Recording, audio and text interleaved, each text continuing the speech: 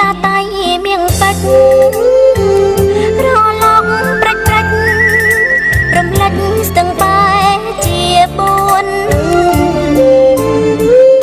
ព្រះសូរបាំងកោះសំរងកោងកាងធម្មជាតិបានសាងសងខាងសំសួន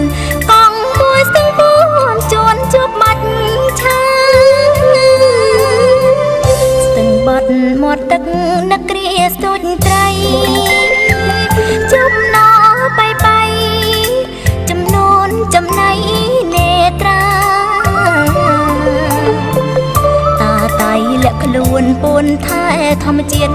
ទេសចរក្មេងគ្មានជ្រៀតទៅទេសនាសាងអនុស្សាវរីយ៍ឋានសួគ៌តាតៃអំទុកដីយ៉ាងត្រជាងតែភ្នែករឹកវិជាតិមុតព្រេកំពុងជ្រែកឡងត្រួយខ្ចីដងទេទុនតោវិយោ